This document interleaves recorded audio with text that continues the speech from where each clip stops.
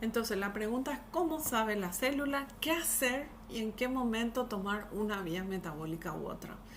La célula responde a básicamente las señales que recibe tanto del medio externo como del medio interno, y eso es lo que se estudia dentro de un componente apasionante de la bioquímica que se llama señalización celular. La señalización celular es clave para adaptar la actividad de las enzimas y por tanto las vías metabólicas en respuesta a señales internas de la célula, como por ejemplo cuánta energía hay disponible o cuántos nutrientes hay disponibles, o bien a señales externas, como la presencia de hormonas, de compuestos tóxicos o incluso de fármacos. En líneas generales, tenemos que saber que en todo proceso de señalización siempre vamos a tener ciertos componentes y podemos comparar al proceso de señalización con lo que es la comunicación y el lenguaje. Vamos a ver que las células se comunican entre sí. Vamos a tener una célula emisora del mensaje, que es la célula de señalización, donde en esa célula de señalización vamos a sintetizar, a liberar y a realizar el transporte de esa señal que es el mensaje. Ese mensaje o esa señal va a tener contacto con diferentes células.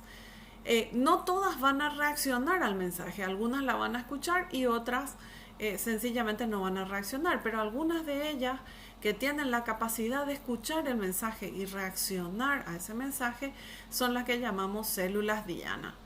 ¿Cómo puede una célula reconocer una señal?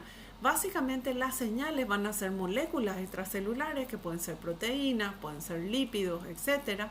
Y vamos a tener que la célula diana tiene proteínas de membrana o a veces son proteínas citosólicas que tienen la capacidad de reunirse a la señal como si fuera un anticuerpo con su antígeno o una enzima con su sustrato mediante una unión específica, es decir, un reconocimiento específico.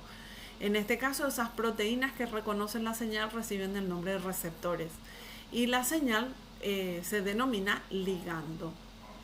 La unión del ligando al receptor conduce a un cambio conformacional en el receptor y por tanto la activación de una serie de proteínas internas que reciben el nombre de cascada de señalización o de transducción de señal, que van a terminar finalmente generando un cambio en las proteínas diana finales, que son las que generan la respuesta celular.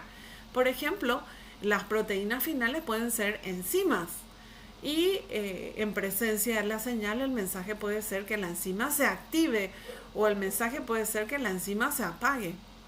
O bien hay veces que la respuesta celular es básicamente el cambio en la expresión de los genes, es decir, lo que vamos a tener es una regulación de qué proteínas se expresan y cuáles no. En otros casos, tal vez la señal lo que conduce es a un cambio en el citoesqueleto que incluso puede llegar a alterar la forma de la célula o hasta dar cambios tan drásticos como producir una movilización de la célula a partir de su sitio inicial. Entonces, la célula de señalización es la que emite el mensaje es la señal, el que recibe el mensaje es la célula diana y por supuesto cómo comprendemos el mensaje y cómo respondemos al mensaje corresponden a la cascada de transducción de señal y al efecto sobre las proteínas finales o proteínas efectoras. Las respuestas celulares pueden clasificarse de diferente manera. Por ejemplo, podemos tener que en presencia de la señal, la activación del receptor conduce a la activación o inhibición de enzimas que ya estaban presintetizadas dentro de la célula, como las enzimas. Y básicamente lo que vamos a tener es entonces un metabolismo alterado, activado, inhibido, etcétera, y que va a hacer una respuesta súper rápida que está disponible incluso en segundos o minutos después de haber tenido contacto con la señal. Sin embargo, por otra parte, la activación del receptor puede conducir a una alteración de la expresión de los genes. Yo puedo encender o apagar genes, puedo inducir o digamos, silenciar a estos genes. Y si lo que estoy haciendo es inducir al gen, voy a generar el mensajero. Ese mensajero se tiene que ser, digamos, leído por un ribosoma para generar la síntesis proteica, y con eso genero una síntesis proteica cambiada. A veces puede ser un aumento en la síntesis, a veces una disminución. Evidentemente, todo este proceso de reconocer el gen, inducirlo, generar el mensajero y volver a sintetizar la proteína es una respuesta mucho más lenta, pero de mayor duración. Puede tardar minutos a horas, pero puede tener una duración bastante mayor. Ahora, ¿cómo clasificamos a la señalización? Pues una forma de clasificar a la señalización es tener en cuenta la distancia que tarda o con quién interacciona la señal. Por ejemplo, podemos tener señalización contacto dependiente cuando la señal se queda anclada en la membrana de señalización y por tanto las únicas células que pueden reconocerla son células diana que son vecinas de la célula que tiene la señal y que toman contacto de forma directa con la membrana de esta célula de señalización. Eso se denomina señalización contacto dependiente. Ahora, también podemos tener señalizaciones autócrinas, cuando básicamente la señal es producida por la célula de señalización y ella misma tiene receptores que digamos, responden a su propia señal. Eso se suele ver muy a menudo en células cancerosas. Las células cancerosas producen factores de crecimiento que son, digamos, detectados por ellas mismas y que favorecen su división exponencial para generar un tumor. Por otra parte, tenemos señalizaciones de tipo parácrino, donde vamos a tener que las células de señalización liberan la señal y son las células vecinas, las que están más cerca, las que tienen contacto con la señal y generan la respuesta.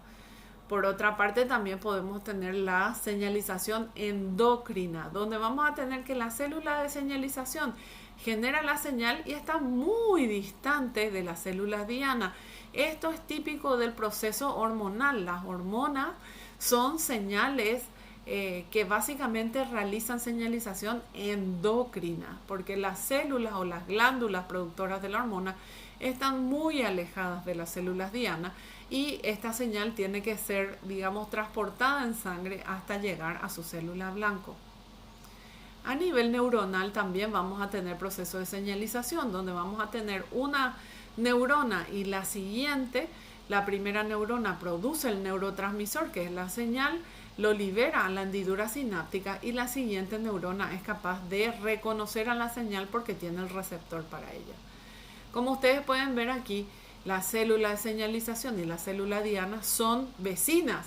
Entonces la transmisión sináptica es un caso especial de señalización parácrina, al igual que la señalización contacto dependiente también es una forma especial de señalización parácrina.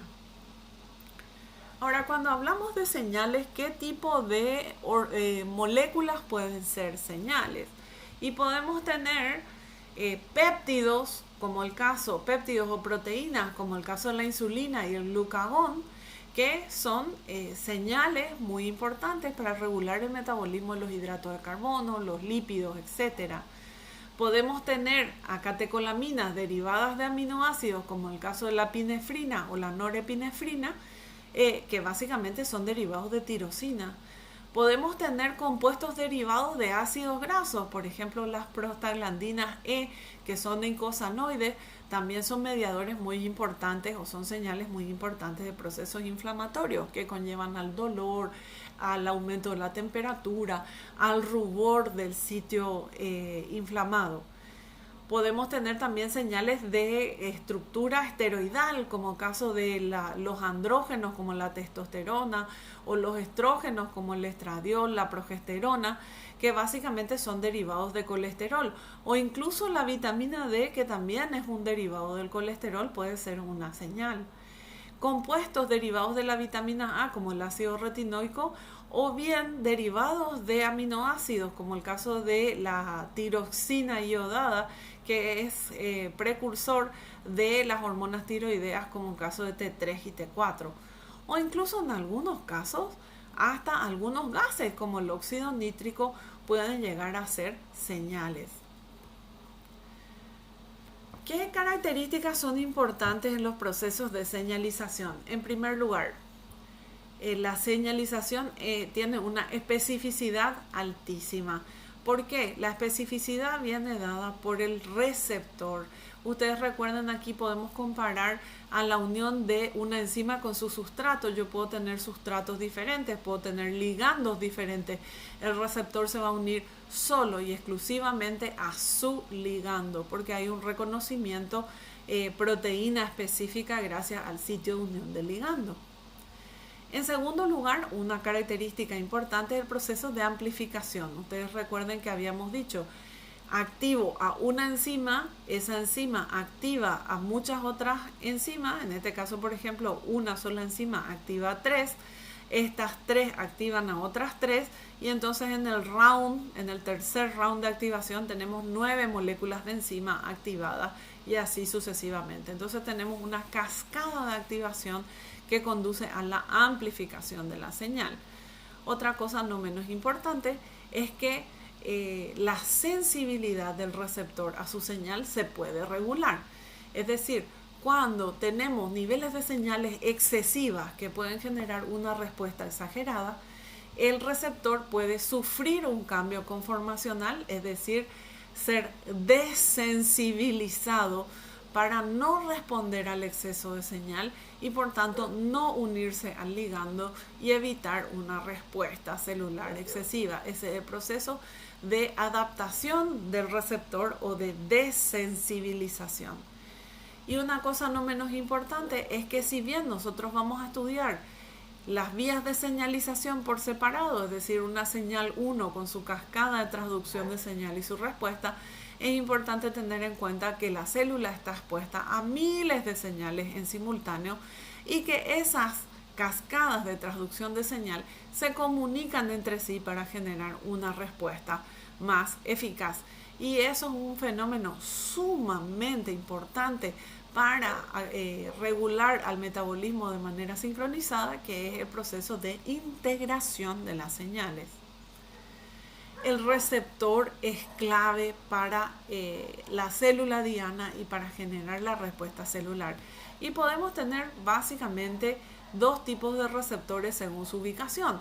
Aquellos receptores que están en la membrana de la célula y que entonces son específicos para señales hidrofílicas, como por ejemplo la insulina o el glucagón, son proteínas solubles en agua.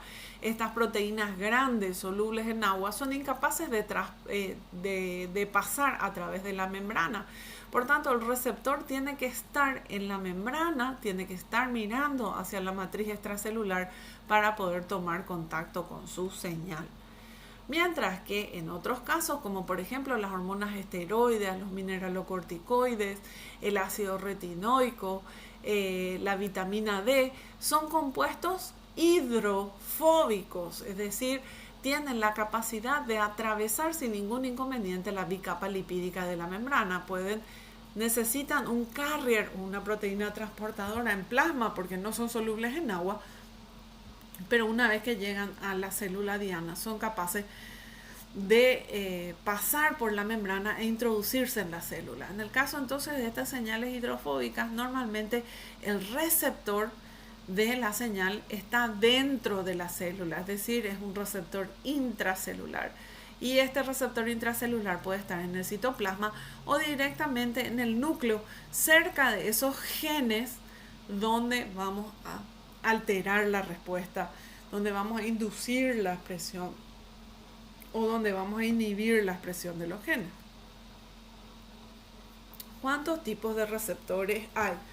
Hay cientos de miles de receptores, pero los vamos a estudiar en base al mecanismo de transducción de señal que tienen. Nosotros vamos a ver varias clases de receptores. Por ejemplo, están los receptores que actúan porque están acoplados a proteína G, que a su vez activan a cascadas de transducción de señal y generan modificación de proteínas preexistentes, es decir, por ejemplo, activación de enzimas o inhibición de enzimas, y también modifican la expresión de los genes. Eso es lo que llamamos entonces receptores acoplados a proteína G. Luego tenemos receptores que tienen actividad enzimática propia o asociada. Por ejemplo, vamos a tener receptores que tienen actividad quinasa propia o están asociados con quinasa en su dominio citosólico. Y aquí hay varios ejemplos. Por ejemplo, los receptores de citoquina, los receptores tirosin quinasa, también conocidos como RTK, o los receptores de factor de necrosis tumoral beta o TGF-beta. Nosotros nos vamos a centrar desde el punto de vista metabólico en los receptores acoplados a proteína G, y dentro de estos que tienen actividad quinasa asociada o quinasa propia, en realidad vamos a centrarnos en los receptores RTK porque son los que tienen un amplio efecto a nivel del metabolismo. Luego existen también receptores que conducen a la respuesta celular mediante la hidrólisis de complejos citoplasmáticos proteicos, o bien receptores que conducen a la producción de señal de manera contacto dependiente y que activan la señalización mediante la hidrólisis de uno de sus dominios, el dominio citoplasmático, para alterar la expresión de los genes. Como dijimos, hay muchos receptores diferentes.